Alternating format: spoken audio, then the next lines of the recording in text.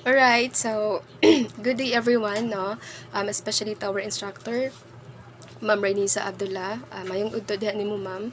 So, in this day, no, the topic that we are tasked to lay down to you is all about the pulp and paper. So, by the way, no, we are the fifth reporter. So, but before, no, we will proceed to our discussion in this day. Let me show to you first our outline.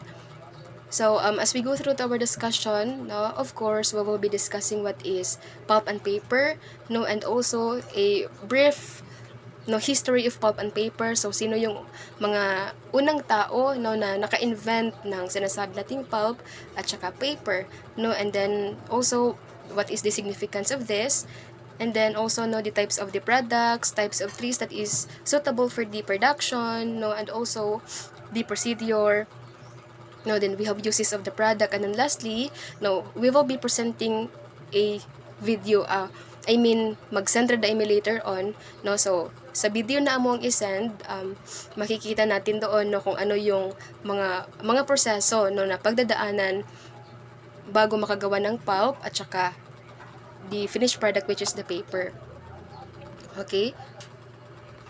So now, no, here we have the introduction of pulp and paper. So dili na nako basahon, no. I just wanted to kanang sum up na lang what is written in it. So long before, no, one of the sources or one of the main ingredients, no, in order to make a pulp, no, or paper is we have the mga cellulosic fiber, no. So pag moingon tag mga cellulosic fiber, this can be came from bamboo fibers, no, or mga trees, plants, or even bigas, no. So as what you have kanang observe sa ako ang PPT, no, akong gi-highlight diri ang kaning term nga bamboo and bigas, no, because lang before that is one of the very used nga kanang mga ingredients in order to make a pulp and paper. So pag I believe, no, kabalo na tag what is bigas, but for a quick review na lang, no, pag maingon tag bigas, that is a pulpy residue, no, after the extraction of juice from a sugar cane, no. So to kanang make it short para mas masabtan na tog tarong pag maingon tag bigas, no, for instance, no, when we do eating sugar cane, no, so kanang ato ang kanang bitaw di after ta magkaon og sugarcane, then after nato mainom tong iyang juice, kanang ato ang tinupsan, kung baga sa Bisaya, no, tinupsan, that is what they call bigas, no. And long before, that is one of the main ingredients in order to make kanang a paper, no. Then personally also, no, I was so amazed kay inana day ka useful ang sugarcane, because aside nga that is one of the main sources, no, in order to make a sugar, in order to make a juice, but long before, that is one of the main ingredients pati ay, no, in order to make a paper. So inana na siya, and then, no, then kato nga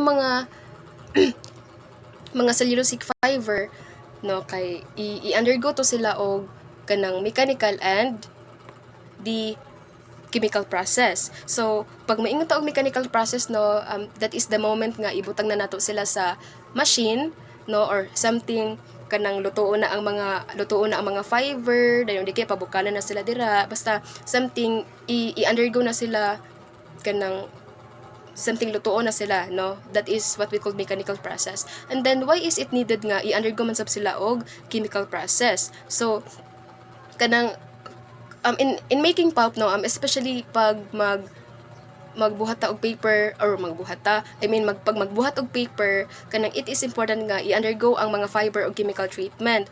One of the reason is para munindot ang iyang quality, no, mas muputi ang iyang quality, something like that. Dayon, for instance, no, sa mga company nga mogamit og kanang ang ilang sources is wood. So it is important nga applyan siya og mga treatment or chemical treatment, kay one of the reason is para matangtang tong lignin, no.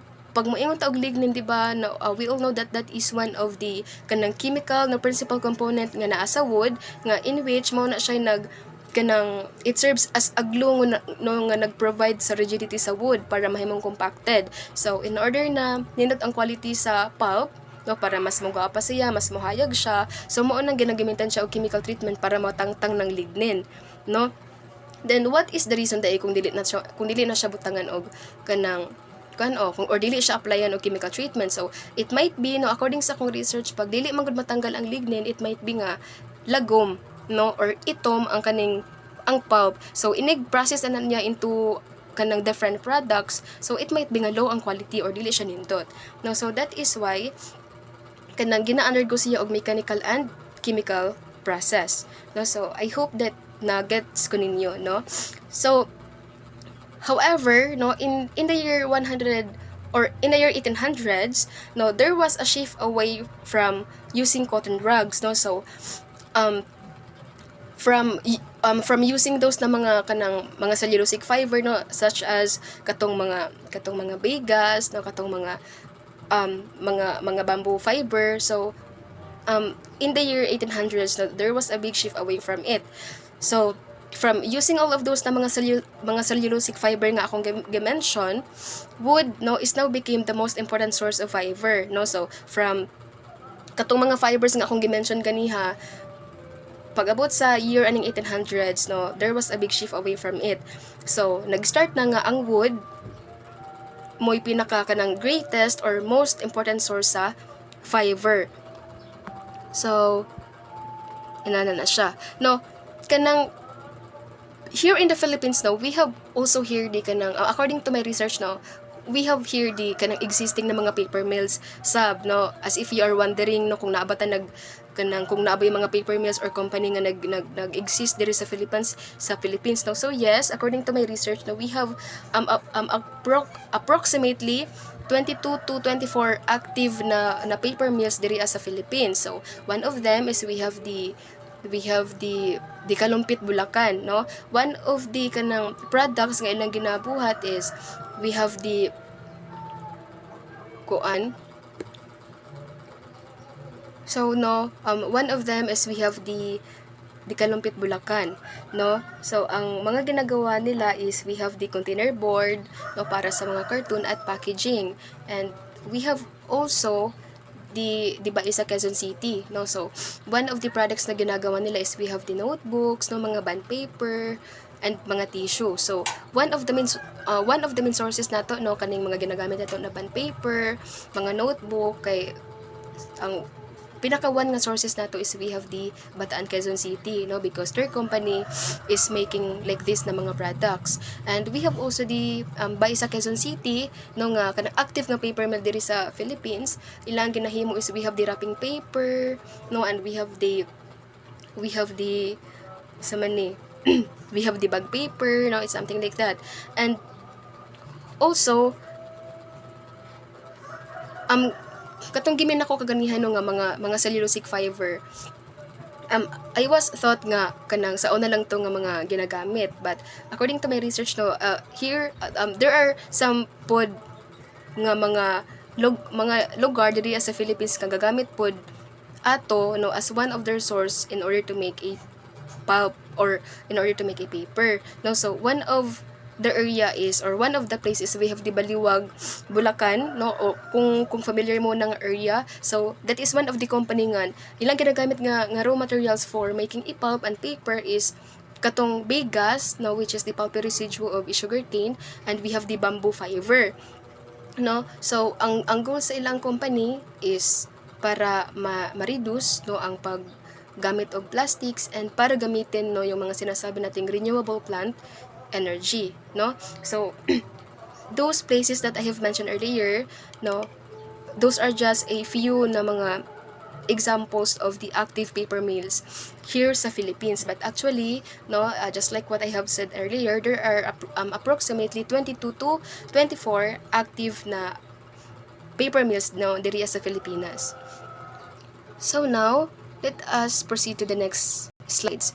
So now if we try to look the picture no, from wood to paper. So kung baga this is the sum up of the idea no on how to make a pulp and how to make a paper. So di ba no, as you can see, we have the wood, and then we have the pulp, and we have the paper no. Now bear in mind no that we cannot be able to make a paper if without pulp.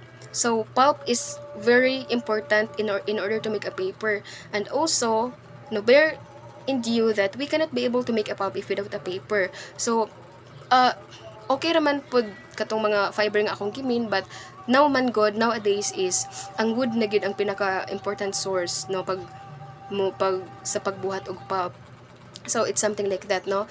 Wood, and then i-undergo siya og into mechanical and chemical process. Then pagkahuman, mahimo na siyang pulp. So inana siya ka gwapa, no? If you try, no, if we try to look at the picture no nga ako ang gi-provide, so kanang pulp inana ka pretty or inana ka gwapa, inana ka nindot ang quality sa pulp if ever ma-undergo siya og chemical treatment or applyan siya og mga treatment. So inana siya ka gwapa. So if ever dili siya ma-apply og chemical treatment, no, it might be lagom ang iya ang kanang result, no? So inana na siya, no? So now, okay. So I believe na mo yung idea, no, what is pulp and what is paper, no, according sa picture nga ako ang gi-show kagaina, no, but karon, no, ato pagid siyang i-discuss, no, what unsay naka-differ nila duha. So by definition, no, as you can see, pag miingong tag pulp, it is a soft, moist, fibrous material, no, made by breaking down plant fibers. So pag miingon tag pulp, no, again mo na siya ang katong after na undergo into mechanical and chemical process ang katong wood nga atong gitawag. Wood or mga fibers ba na dira, no, Kims, gikan atong mga gipang mention ako ganiha nga mga cellulosic fibers. So it's either of them. So that is moingon ta og pulp, no, undergo og mechanical process ang katong different na mga cellulosic fiber or wood ba na dira. So muna siya, no, if you observe in the picture. And then pag moingon tag paper, that is the final product, no, after sa pulp, no. So daghan na siya og agian nga mga proseso in order nga makabuhat og into different products, no. So pag moingon tag paper, that is a versatile, no, thin material produced, no, by pressing together and drying most cellulosic fibers and something like that. So inana siya, muna naka-differ niya duha pag maingong tag pulp, that is after na undergo og mechanical and chemical treatment ang wood. Okay, pag maingong tag paper, that is the final product, no, after sa pulp. Okay, so now let us moving on to the history of the history of pulp and paper. So here, no, we will know who are those na mga inventor or who are those na mga tao no nga unang naka-invent sa kaning gitawag na to pulp and paper.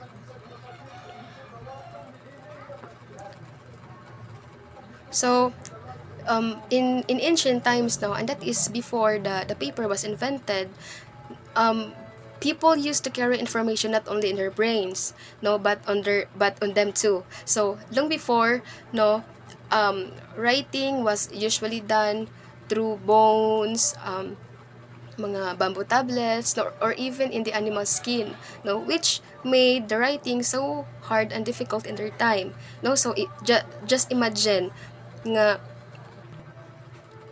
no, so imagine ang ginasulatan nila long before is we have the bamboo tablets, no, we have the bones or di kaya mga animal skin. So di ba it is really hard, no, for them when it talks about kanang mga writing, no. But there was however iyang Chinese man named Kailon, no, and that was on the year 105 Anno Domini. So okay, no, so just like what you have seen in this slide. So pag maingon tag kanang AD or Anno Domini, no, that was the year of the Lord, no. It was Jesus Christ was born. So again, no, on the year 105 AD, there was a man named Kailon, no. He was a Chinese man, no, who revolutionized the way of the people rode forever. So nag-start ang idea ni Kailon sa bees, no. So sa tanan nga kanang mga inventor nga na-inspired ko is kaning kang Kailon, because ang iyang idea is came from the bees, no. So nag-start ang iyang idea the moment nga nakita ni Kailon kung paunsa nagbuhat og honeycomb ang kaning mga bees, no. So imagine kung asa nag-start ang iyang idea, kung paunsa siya naka-come up og kaning kanang paper, di ba? So kanang sa to kaning the moment nga nakita niya ang bees kung paunsa nagbuhat og kaning honeycomb, no, using the saliva, no, using the net, and sa patulaan nga iyang gigamit, we have the fiber, no. So it was then the idea track him, no. So ang nahunahunaan, why not nga dili sab niya gamiton, no, into kanang making a paper. So after ato nga nakita niya si Kaylon nga after ato nga nakita ni Kaylon, no, nga nagbuhat ang mga bees, no. So from hour to hour nagalupad sila, pagkahuman nagakuha sila og fiber, and then pila ka hours kay nakakam up dayon sila og honeycomb, no. So paspas kaayo, no. So inana din pagkahuman ato nakahuna-huna siya nga kanang why not nga dili sab niya i-try. And then after ato, no, he took the bamboo fiber. Then after ato nga nakam up niya nga idea from the bees, no, he took the bamboo fiber, no. Din pagkahuman iya ang giputol-putol, tapos iya ang gilatan, no, iya ang gipabukalan. So before, kay since wala pa may mga machine, so mano-mano pa, no, manual pa ang pagbuhat niya. So since siya man ang pinakauna nga buhat og kaning paper, no. So inana din after ato iya tong gipabukalan, then for how many hours kay iya ang gipamala, no, into into container. So ang pag-dry niya, no, ang drying process niya is we have the sunlight, no, heat from the sun. Mura gina iyang gibutang sa gawas, then iyang gipa bulad, and then after ato pila ka hours, no, gibalikan niya sa kanang iyang gipabularan, and then mo to paglantaw niya kay nahimo namang paper, no, nikahi na siya. So kanang he was so amazed, no, sa iyang kagalingon nga hala nabuhat na ko to, inana. Pero ang iyang idea is gikan sa bees, no, kung paunsa nagbuhat og honeycomb ang bees, no. Pag maingon tag honeycomb gani, no, I know and I believe kabalo na taan na that is kung asa tong naka-store tong mga honey, no, or kung baga balay ba na nila kanang honeycomb, something like that. Then after ato, no, kay nabuhat to niya, so he was very inspired sa iyang kaugalingon. Tapos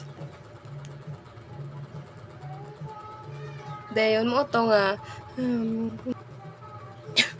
so from that day on, okay, so muna siya si Kaylon, no, if you observe. So from that day on, no, the paper nga yang gi-invent, no, it was being used everywhere, and he became known as the father of e-paper, no, since siya man ang unang naka-invent og paper.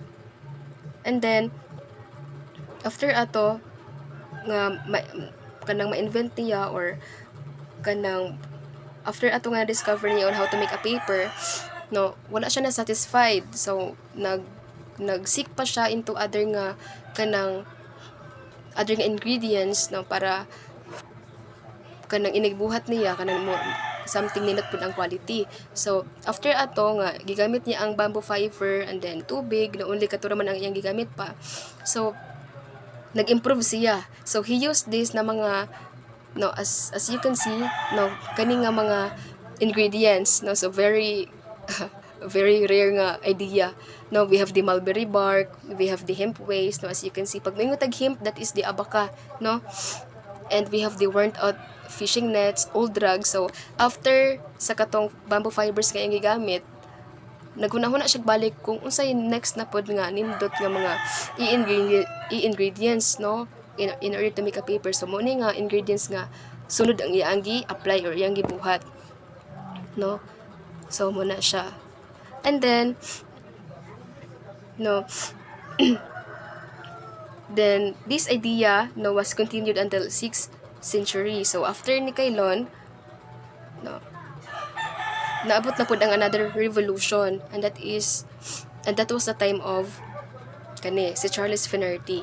So si Charles Finnerty, no, he was born on January, no, 1821, and he was died on June 10, 1892, no, as you can see. So he was a Canadian inventor, no, who was known as the father of modern paper. So sa time ni Charles Finnerty, no, sa iyaan na nga time nag-start nga wood na ang iyang gigamit, no? So that's why gianggaan siya or gitagurian siya og father of modern paper, because it was his time nga nag-start na siya gamit og wood. So di ba, no, if you can still remember sa katong discussion ako ni Kaylon, ang iyang gigamit before is mga old drugs, no? Ang pinakauna niya gigamit kay di bamboo fiber. So wala pa sa mindset ni Kaylon nga mugamit og wood. Then pag abot ani ni Charles Fernandez, no, it was then his time nga gagamit na siya og wood, no? So he invented the wood pulp process. So ang iya ang pulp is gikan na sa wood, no? So it was his time nga nag-start na nga idea, no, ni Charles Fernandez. And then kanang aside nga inventor siya og paper, no, he was also a poet, no? Kanang he was a famous nga kanang magsusulat og mga poems and something like that. Then next nga revolution or next nga kanang time is we have the Friedrich Gottlob Keller, no? So he is widely known, no? He was a German machinist and inventor, no? So he is widely known for his woodcut machine used for extracting the fibers needed for pulping wood. So sa kaning time ni Friedrich Gottlob, no, nag-continue na ang katong paggamit og wood, no, as one of the main source sa kaning pulp. Then after sa time ni Friedrich, no, ay sa time ni Friedrich, I mean kay nagbuhat na siya og machine or nag-invent na siya og machine. So, di ba, no, if we try to compare sa panahon ni Kaylon, manual pa, no, there is no machine.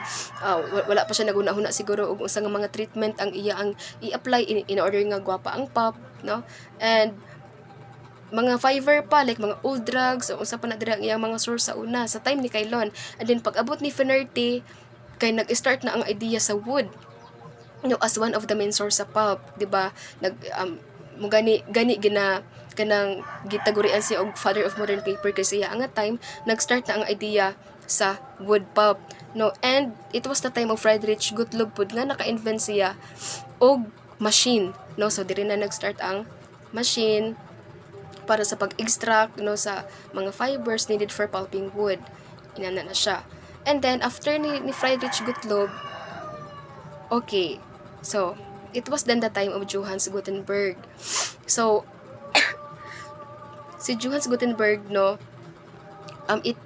pinaka-importante sab ni siya sa history because it was his time nga nag-start na ang kanang pag-spread sa information, no, because ay ang na-invent nga kaning immovable type nga printing, no, sa Europe.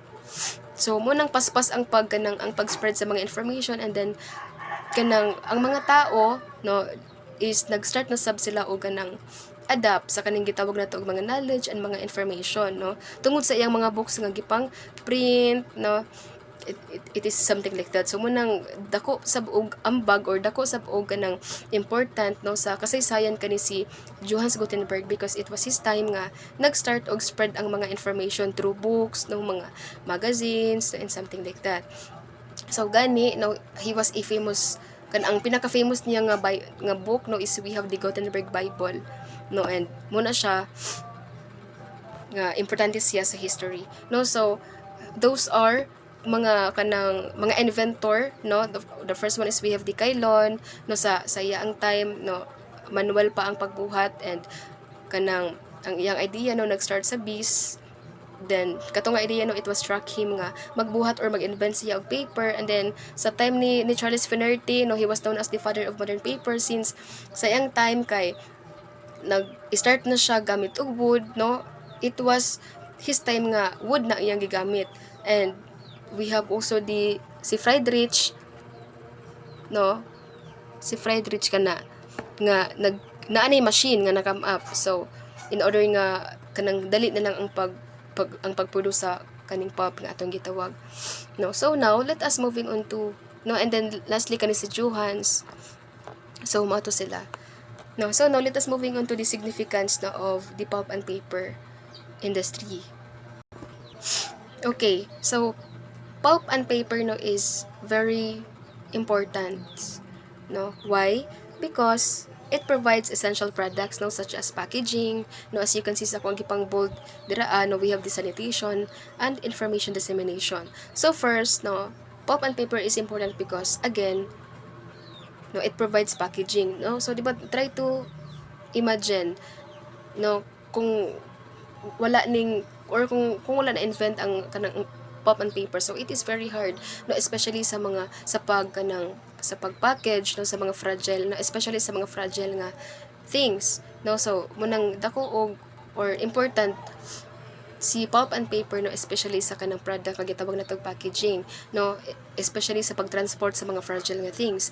And also we have the sanitation, no. So try to imagine if without sanitation. So ang pinaka kanang maglink sa tong mind pag maingon tag sanitation, no, we have the diapers, mga tissue, and another thing, no, like kanang mga napkins, no. So those are mga sanitation. So now if without that, now, no, I don't know, no, siguro lisod kaayo, it's something like that, especially sa mga girls and ana. And we have the information and dissemination. So no, through books, mga dictionaries ba na tira, mga magazine, no. So inana siya. And next, no, is we have, no, so just like what I said earlier, we have the hygiene and sanitation, no, information and education. So we have the renewable resource, no. So anong renewable resource man, no. So pag maingon tag kanang renewable resource, no, muning one of the important of kaning pulp and paper, kaya nga ato ang mga sources man god is kanang renewable siya, no, such as wood, no, kay wood man, that is kanang now became the most important kanang source in order to make pulp is wood naman. So muna importante sab kay, because no, one of isa man gud sa characteristics ni wood is renewable siya, no, meaning it can be replenished naturally on the passage of time, no. So basta sakto na ang pag-manage, mutubo ra gid na siya balik, no. Mugaling nato yung mga gipang-apply nga mga method, something like that, kay para ma-manage siya og tarong. So that is renewable resource, no. And also waste management, no. So kanang ma-reduce ang paggamit og mga plastics, diba? So dili kay siya maka-add on og kanang waste, so no, sa atong environment. And we have employment, no. So of course, no, kanang the moment nga magbuhat og mga kanang products, something like that. So it is important jud pud sa company nga mag-hire og mga tao, no. So maghatag siya og kanang chance ba sa mga tao, no, to work for their family, no. Kay for instance, sa isa ka company dili man pud na kay isa lang ka tao ang nagtrabaho dira, no. Isa sa naka-assign sa machine ana din. So daghan og tao, no, lahi ang naka-assign sa kanang pag-monitor sa machines, pag-apply sa mga mechanical treatment, no? So later on mas ma-elaborate pa na, no. So need gid siya daghang tawo. So munang makahatag siya og employment, no, trabaho, and it give chance nga mga trabaho ang mga tao for their family, no. And we have sustainability, no. So meaning, no, sustainable siya kay, again, one of the main sources na gigamit, no, is sa paggawa ng papel is galing sa mga renewable resource, no, such as wood. So basta kapag maayos lang ang pag-manage, no, mutubo ra gina sila, no, mo gina kung ginabalik-balik og kanang ingon, no, mutubo ra na sila in their natural way.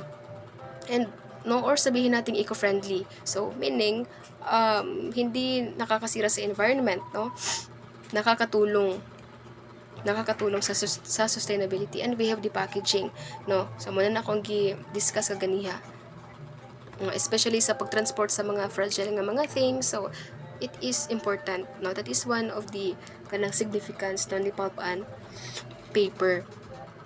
So now let us moving on to the advantages and the disadvantages, no, of pulp and paper. So if naatay mga significance or there is an importance about pulp and paper, no, so naa pud ay advantages and disadvantages, no. So una, there is ata sa advantages of pulp and paper.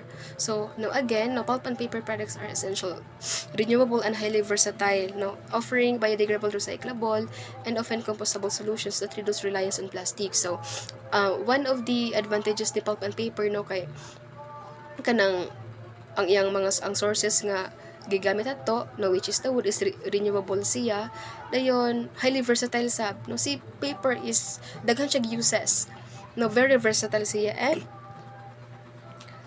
no, and isa pa kay biodegradable, recyclable, and compostable solutions. No, even if ilubong na to na sila sa yuta, kadang mga cartoons, no, dili na sila mahimong problema, no, sa even sa soil, kay pag malata na sila, pag ma-compose, pag ma-decompose na sila, no, ang mahimo na sang nutrients, no, it will add on into the soil. So munang one of the advantages kay inigbalata na sila, malata na gid siya, no, and then mahimo siyang nutrients noon sa soil, something like that. And also na-include sustainability, no, high strength to weight ratios, and crucial rules in packaging and for the daily lives, no. So again, sustainability, balik-balik na akong giingon kaganihan, no, meaning sustainable siya, kay one of the sources nga atong gigamit is renewable man, no, as long as nindot maayo lang ang pag-manage, makatabang siya. Okay? And we have the cost effective, no, often more affordable than plastic alternatives. So meaning mas barato, no, mas affordable siya compared to mga plastic na mga alternatives, no. And of course, no, we have here the disadvantages of pulp and paper, no. So paper and pulp no industry consumes large amounts of natural resources, no. So one of the disadvantages po the pulp and paper is, no, especially sa mga industry na mo consume gud siya og mga large amounts of mga natural resources, no, just such as water, energy, no, wood, and chemicals, while also emitting many serious pollutants. So di ba, no, if we try to think sab kanang ang pag-process ba sa pagbuhat og pulp and paper, sa pulp pa lang daan, di ba, mag-undergo na siya og mechanical. So no, ang one of the disadvantages niya kay mag-emit sab siya og mga serious pollutants, no, which can harm, no, it could be makaharm siya sa environment and the health of the people also. Then we have the production process, no, creates chemical and microbial pollutants, no, affecting the environment and human health. So muna siya, no, kung iyon kaganiha, mupagawa siya og mga serious na mga pollutants, no, that can affect the environment and human health. And also it can cause deforestation, no. So try to imagine pag kaning example, no, kaning mga company nga nagakuan og mga pulp and paper. So imagine, no, pila na kakahoy or pila na ka hectares baka dira ang ila ang need, no, in order nga maka-come up na nga mga products, no. So it can cause deforestation gyud, no, kay mahurot man ang mga kahoy, no, pamutlon man, and we have the habitat loss, no. So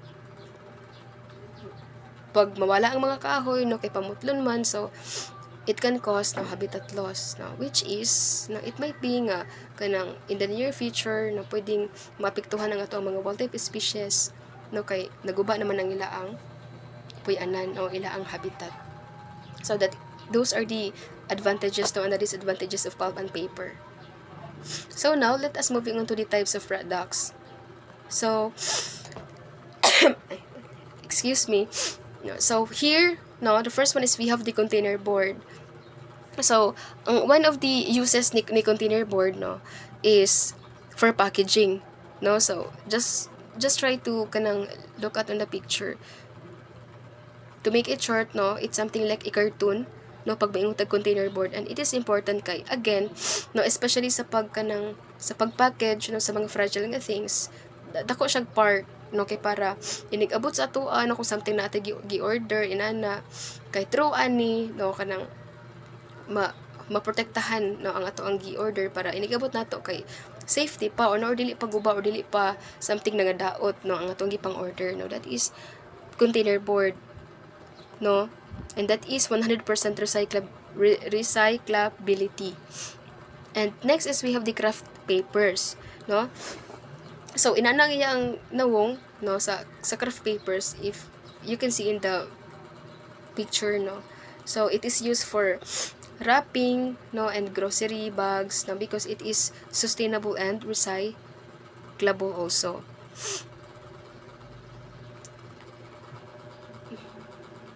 I don't know kung nakakita na ba mo ani sa personal, pero I guess yes. Okay, it is used for wrapping man siya and grocery bags. Okay, next is we have here the lightweight coated papers, no. It can have a gloss or matte finish na, and come in a various weights for printing. So ang pinaka known aning lightweight coated papers no kay kuan siya, it is used for magazines no, kana magprint og mga magazines, and we have the catalogs, dahil mga flyers no, and promotion ng mga materials inana siya. And the fourth one no is we have the newsprint no. So I know this is not new to us no, kay even before ga-exist naman na siya. So inani no, number 4 is we have the newsprint. So inana siya, it is made of a mechanical pulp and often contains recyclable fiber from old newspapers and magazines.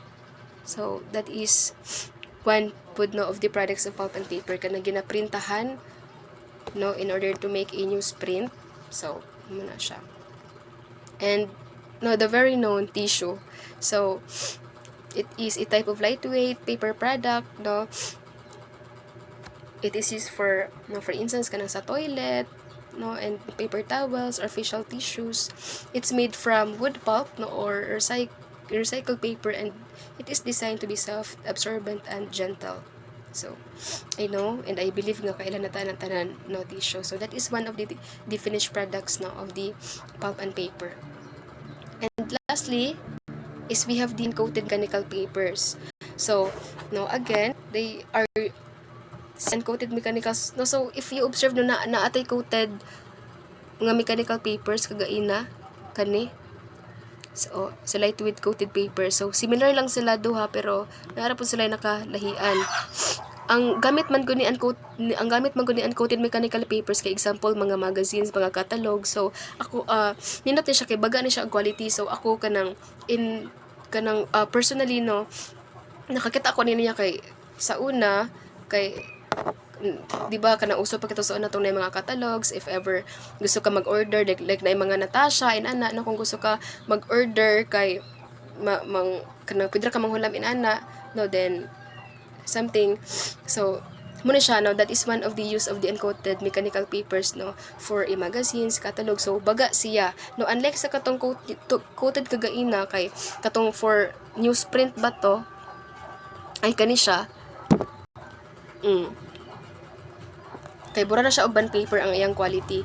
Pag maingon ta og kaning uncoated man good kay baga siya no, baga ang iyang quality.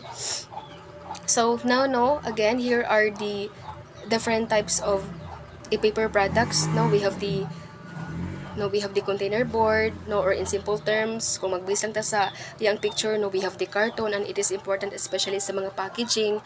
We have the craft papers. So ang pinaka timan-an nato ani or maglink sa tong mind is it is used for wrapping no, pang wrap siya.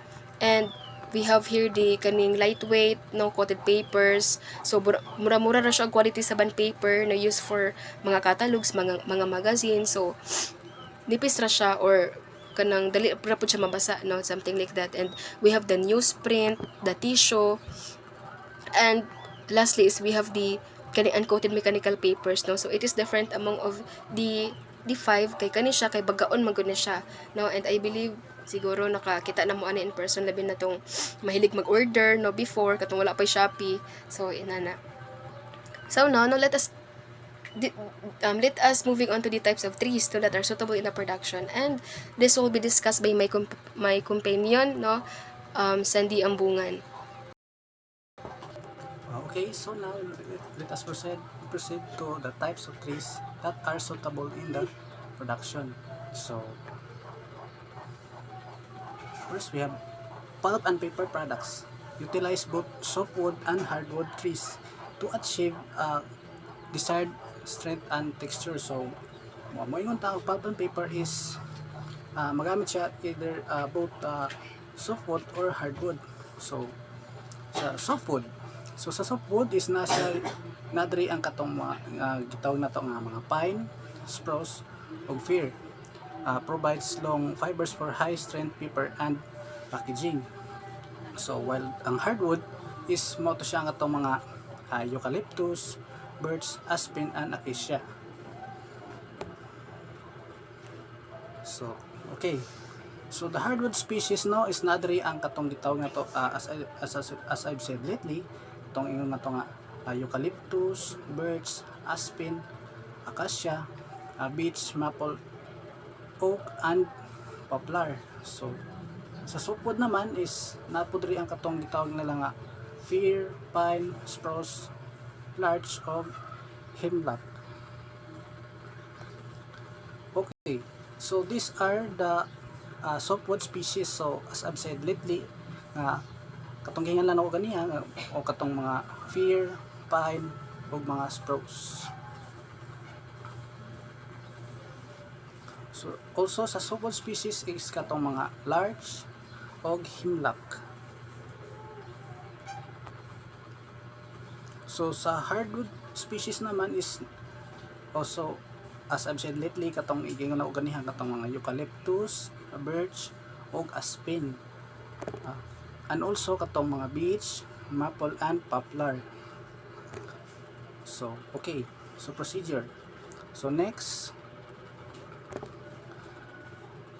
so the product of process can be divided into, first we have the forestry, second debarking, chipping, pulp preparation, washing, screening, bleaching, and paper finishing. So first we have forestry. So why forestry? So mo gani ang first nga process sa kung maghimo ta og paper making no. So magkat sa tagkahoy then i-transport, then mo through transportation dahil magsugod ang kato sa paper making. So next we have debarking. So sa debarking process no, so from log i-kuan siya dito sa machine to remove katong mga undesirable part. So debarking also no is tawag ka siya katabang no. So sa debarking pod is diri nga process no is pag cleaning sa usa ka log para ma-turn siya into for paper making. Okay, so next we have chipping. So diri sa chipping no, it involves breaking down the bark logs into small uniform pieces. So as you can see in the picture, so kung may tag chipping is ang katong kahoy nga gikan sa from debarking, so i-turn siya into a small pieces. So diri sa chipping is ang katong log nga kuan siya from debarking siya is i-cut to siya into a small pieces yun.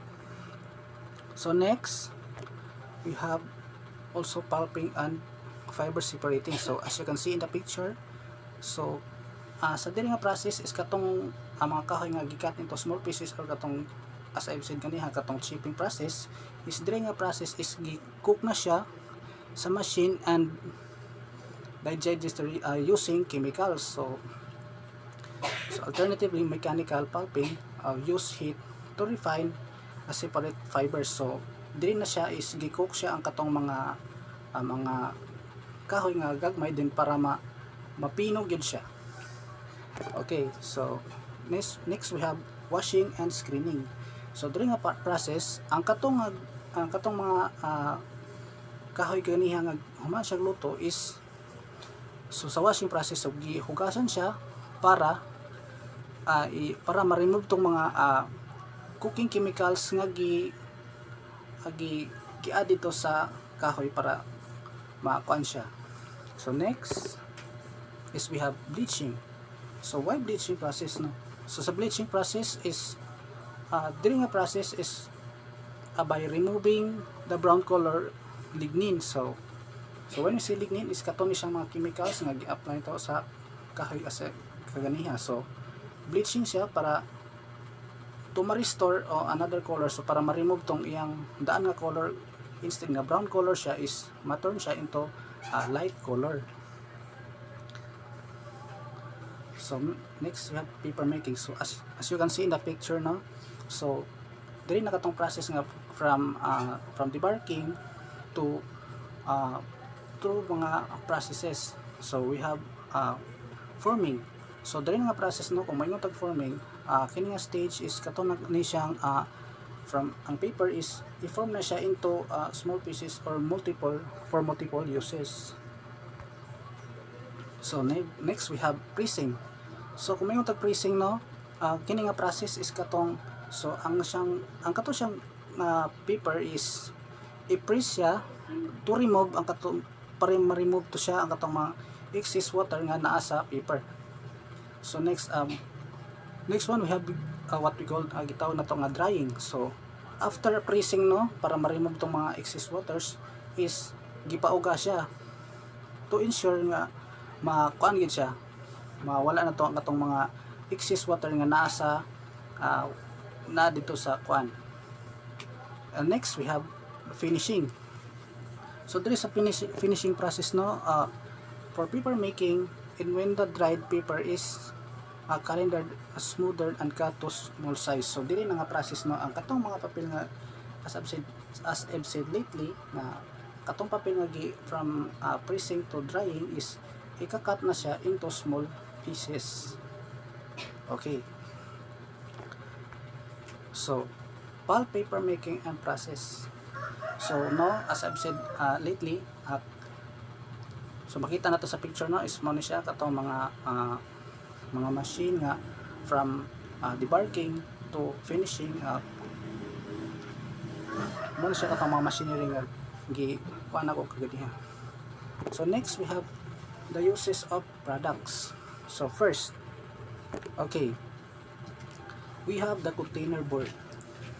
So as you can see in the picture no, so common na ni siya kung mayong tag container board is used for making shipping containers, corrugated box. So dapat kasi katabang no ang container board, either pwede siyang sudlan og mga, for example, mga appliances or mga excess nga mga mga materials no. So pwede siya ikuan sa paperboard.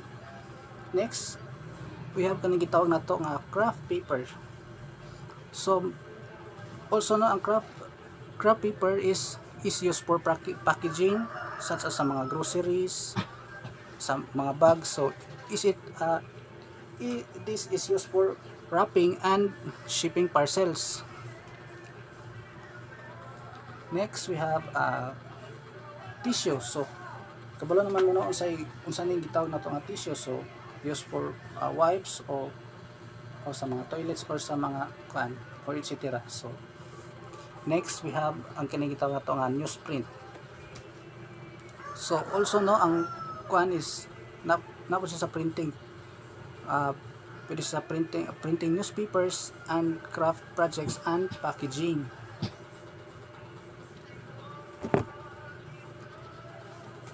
So dili na po ta sa lightweight coated paper. So used for printing also, as I've said lately, katong mga ingon na ugan niya katong mga printing magazines, catalogs, and insert flyers. So next na po ni katong gitawag na to nga uncoated mechanical papers. So it is used also for insect flyers, magazines, catalogs, and the directories and books. So in conclusion no, so di na lang nako basahon. So dako kay dako kay katabang ang pulp and paper no sa atong country, especially sa mga sa mga parehas ato mga estudyante. So wala lang, so ang siya dako siya katabang because pwede siya maka-produce og sa mga, pwede sa himo og books, pwede siya himo og kana mga magazines or mga brochures. So but walang tagabalo nga ang sa the more na to nga pag-harvest sa mga kahoy sa forest is one na to nabantayan is kuha na dahil tao kaning gitawag na to nga deforestation. So kung kuha na siya is